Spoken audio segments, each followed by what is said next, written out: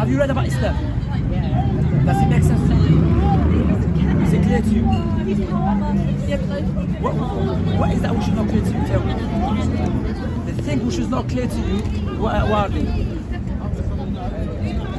Huh?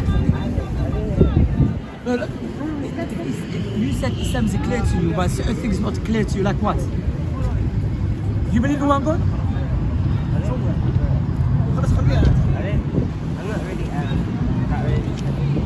Say again? Yeah, but I'm saying, you believe in a creator? One that made you. Yeah, you believe in a creator, and you believe you have a purpose in this life. Yeah, like every part of your body has a purpose. Your eyes has a purpose, your ears has a purpose.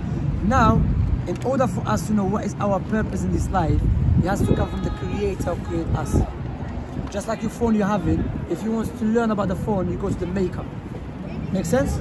So when God sent the prophets and messengers, He taught us how to worship the Creator, because our intellect is limited. There's no way for us to know how to worship the Creator. So therefore, God sent Moses, Jesus, Abraham. Now the last of them is the Prophet Muhammad, who came to teach us how to worship God alone and to follow His teaching. Because in order for us to have happiness and to fulfill the emptiness in our hearts, nothing will fulfill the emptiness except following God and worshiping God alone. And the reason we believe Prophet Muhammad is a true prophet, one of the reasons that the legislation he came with, which is a perfect way of life to everyone. For example, Islam came to preserve 5 things. You listen here? 5 things, pay attention. Islam came to preserve religion. That's why polytheism, atheism, paganism is forbidden. Because when you do not worship God alone, you start following your desires, then the outcome of that, you become corrupted and you become confused because you're following something which is subjective. Second one, Islam came to preserve intellect, protect intellect. That's why alcohol, wine is forbidden. Islam came, drugs likewise. Islam came to preserve wealth. That's why interest and gambling is forbidden. Islam came to preserve soul. That's why killing and justice is forbidden. So these 5 things Islam came to preserve. The opposite of that is destroying societies. For example, alcohol, is it good for us or bad? Wine, drinking alcohol, is it good or bad? It's bad. Yeah, no doubt about it. It's bad for us individually and collectively. Okay. Interest, what is interest? Interest is usury. Interest, when you make the rich richer, poor poorer. Is it good or bad? It's bad, because what you're doing, because you're rich, utilizing your money to manipulate the people and to make them poorer to make yourself rich. Likewise, gambling is bad for us. Bad gambling, the outcome of gambling, because homeless and so on. Yes, adultery and fornication destroy society, destroy marriages. No doubt about that. It's bad for us because you're destroying people's families and so on. So these 5 things which destroy societies, or 4 things, it goes back to the worst thing. What is the worst thing? Is when you turn away from God and you start worshiping your desires. Instead of becoming a slave of your Creator, you become a slave of your desires. And the outcome of that, we can see in our time, corruption and destruction in societies. So if this is the case with Islam, Islam came to preserve these 5 things and to protect the Muslims, the people, and get 5 things, which is alcohol, gambling and so on. So why some people hate Islam? There's 2 types of people hate Islam. Either they are ignorant, or those who are in power, who are making money from the suffering of the people. And they look at Islam as a threat against their own business. For example, imagine I'm a rich man, I have gambling shops, banks, interest, and all of that, you know, alcohol shops and so on. If you come as a Muslim, start teaching people Islam, I'm gonna look at you as my enemy, even though you want good for the people, individually and collectively. Because I'm a rich man, what I'm gonna do, I'm gonna utilize my wealth to make you look bad, even though you're a good person, you want good for people. And this disaster and destruction that we are facing, there is no solution except in the Islamic teaching. So the question that we ask ourselves, how man that existed 1,400 years ago, who couldn't read and write, he came with this perfect legislation for us individually and collectively. But yet we have these politicians who study in the best universities around the world, and they cannot resolve the problems that we are facing. Because that man was sent by the Most High, the All-Knowing, the All-Wise. Does it make sense? What I said? Is it clear to you? Yeah? I'll give you another thing about Islam as well. You know, Islam, for example, Prophet Muhammad prophesies about the future. He said there will come a time when you see the barefooted man, you know about the Arab Bedouins, yeah? They will start competing in building tall buildings. Remember, Prophet Muhammad existed 1,400 years ago. Back in those days, the Arabs, they were not known to build tall buildings. So there was no any indication for the Prophet Muhammad to know that the Arabs will start building tall buildings. But because God gave him the knowledge of the unseen, so he prophesied about that. Let me ask you, maybe you know, where is the tallest building in the world? Where is it? You know? Okay, it's in Dubai. People think America, but it's in Dubai. Dubai, 50 years ago, was a pure desert, let alone 1,400 years ago. Now who's competing with them is Saudi. So again, how man that exists 1,400 years ago, prophesizing about something that we can observe right now, because it's a messenger of Allah. Let me say something to you. Imagine, may Allah forbid, yeah? May Allah forbid. Imagine you're in a house and you are surrounded with a fire. You're about to die. Fire is everywhere. You try your best to save yourself, but you couldn't. You tried to save yourself, but you couldn't. You gave up, and I saved your life. What would you say to me at least? Would you remember me all the time? I saved your life, of course. So why don't you say thank you and remember who gave you life for free? I never gave you that life. What I just did, I just helped you. So what about the one who gave you life for free? You know? Now person might say, yes, I want to be grateful. I wanna worship my Creator. The second question, if you want to buy a gift for your mother, yeah? Would you buy a gift that you love or your mother love? Likewise, if you want to worship the Creator and be grateful to Him, we should worship Him the way He loves, not the way we love. Because the way He loves is objective. The way we love is subjective. That's why He sent the prophets and messengers, and the last of them is the Prophet Muhammad. And this is what is Islam, the foundation when someone wants to become Muslim. That there is no one worthy of worship except Allah. I should worship Allah alone. I should be grateful to my Creator. And Muhammad, the messenger of Allah, meaning I should worship my Creator according to his teaching. But you have to understand that all of us here, one day we're going to live this life. How many... Sooner or later, how many people leave their houses and never come back? How many people went to sleep, they never wake up? That's why Allah challenged people with the death.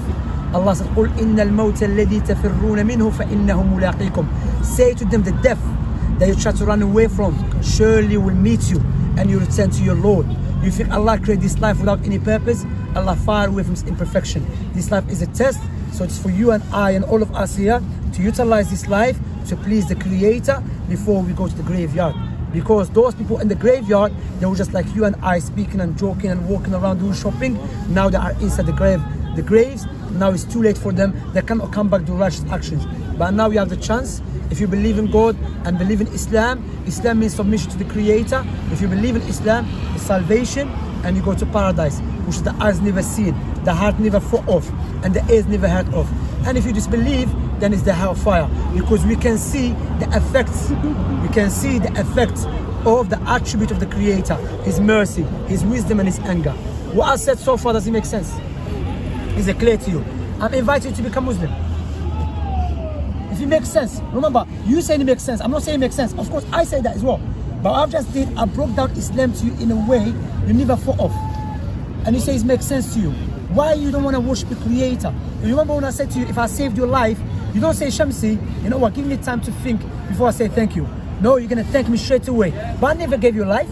I'm just someone saved you. What about the one who gave you life? What about the one who gave you everything? That's why, Islamically speaking, Allah will never punish people until the proof become established upon them. So what I'm saying, it is clear, it makes sense, accept it. Person might say, I can't do everything. The example I give, imagine you have a big cake in front of you, big cake, yeah? And you eat all of it at once. What will happen to you? You vomit. You get sick and you vomit. So in order for you to feel the sweetness of the cake, you take it bit by bit, correct? Likewise, Islam step by step. Shahadatan, which is the two testimony, then the prayer, then you start learning, because you want to get connected to your Creator, to the one who gave you everything. If it makes sense, I'm invited to become Muslim. How you become Muslim? To say what I have explained to you, that there is no one worthy of worship except Allah, Muhammad the messenger of Allah. You said it makes sense to you, you believe it's the truth. Khalas, become Muslim. Alhamdulillah. Wallah, it's a big blessing. It's a big blessing for you. Remember, it is the truth. How many years been cutting off? You remember, you know, there's no true meaning of life when you know your Lord, when you worship your Lord. So if you read it and it makes sense to you, I'm inviting you to become Muslim. I will say in Arabic, I'll translate the meaning. I bear witness, there is no one worthy of worship except Allah, and I bear witness Muhammad, the messenger of Allah. And you start learning step by step, alhamdulillah. Okay. You never. Yeah, the miracle of the Quran, like I mentioned, the legislation and so on. So I'm inviting you to become Muslim. You become Muslim? Can I mention that? No problem, you can think about it, no doubt about that. But you already, I don't want to put in pressure by the way, but what I would say to you, Prophet Muhammad ﷺ told us, when someone wants to become Muslim, Satan, the devil, will try to put up barriers. You understand? How are you going to think, okay, no problem, you're going to read more, but what I'm saying, that if the foundation is clear, you don't have to read more to accept Islam if the foundation of Islam is truth. You understand? What I would say to you, may Allah forbid, yeah? May Allah forbid. Imagine you die right today. What would be your excuse before your God for not accepting Islam? What valid excuse you think you have before God? Say, oh God, oh my Creator, the reason I reject Islam because such and such. And you think your Creator, the grateful, the greatest, the powerful Creator will accept that excuse even though you just told me it makes sense and you believe it's the truth. You don't know because there's nothing. What is a Satan? And let me tell you something. Imagine you know someone is your worst enemy. Imagine you know someone is your worst enemy. Would you take advice from him? Of course, not maybe, of course not, because he's your worst enemy. Remember, he's just looking for anything to destroy you. So now, what I just did, I broke down Islam and you went in line with universal knowledge. You know what is universal knowledge? Every human being, Muslim or non-Muslim, we have something called universal knowledge. Sound reasoning, natural inclination, our observation, and Islam, and that sound reasoning and natural inclination goes like this, clicking. So the one who gave you that is the same one who sent Prophet Muhammad with that legislation. So that's why when I explain Islam to you and I broke it down, you said it makes sense, is the truth. Because what you have inside you is God gave it to you. And what I have explained to you was sent by God, that's why they clicked in. So you have no excuse for accepting Islam. Because if you want to learn how to drive, of course you go inside the car and you learn. You know? Not outside the car. So I'm saying, look, what I'm saying, if you make sense and you believe is the truth. You believe is the truth and it makes sense, no doubt about that. Become Muslim. Alhamdulillah. Listen, if you love your mother with your heart, would you not say it to her? Of course you're not saying, my mother, I love you. You're not saying, no, my mother, I do love you, but let me think about it. You're not going to say that, innit? Doesn't make any sense. So remember, if you accept it's the truth, then you profess it, they're witness here, and don't worry about these people because none of them are going to come inside the grave. Not inside my grave. So what I'm saying, accept it and go and we get in contact to learn and more. So the two testimony I bear witness, there's no one worthy of worship except Allah. Wallahi, this is what you've been created for. But because of society that you've been brought up, they take talking away from it. But look, you never knew that you're going to meet us. You met us now. Look, Islam makes sense. Not like Christianity. God is baby, become a baby. Baby is God, but God is not a baby. Confusion. Islam, God is a perfect, the creator of everything. So, I'm inviting you because I want to get a reward for that. That's why I'm inviting. That's fine. Because Prophet Muhammad told us, when a person becomes a Muslim through you, it's better than the word what is in it. So what I'm saying, if it makes sense of the truth, I don't know what you're gonna think about. Is this a table? You're not gonna tell me, you know what? Is it true table? True table. You're not gonna say, you know what? Let me think about it. You can read after about the two testimony. Alhamdulillah, someone became Muslim today. Yeah, you lot missed it. He was an English guy. Alhamdulillah. Alhamdulillah. He's your friend. Yeah, his friend's English guy. Now maybe you tell Alhamdulillah, and Wallah won't good for you. I'm not asking you no money, nothing. You understand? There is no one worthy of worship except Allah, Muhammad the Messenger of Allah. These two testimonies, when you say it, because my wife used to read that as well. So when you say it, you're gonna feel the relief. But like I said, I don't want to put pressure, but I'm inviting you because I know Satan is trying to do anything to stop you. You wanna say it? خلاص, okay. Okay, I'm gonna say in Arabic, then I'll try to say in English, yeah? Say أشهد ألا إله إلا الله وأشهد أن محمدا رسول Allah. In English, I bear witness there's nothing worthy of worship in truth except Allah. And I bear witness that Muhammad is the last messenger and the servant of Allah. Alhamdulillah, you're Muslim now. MashaAllah. Alhamdulillah. MashaAllah. Alhamdulillah. Yeah, big family now. Alhamdulillah. Alhamdulillah. MashaAllah.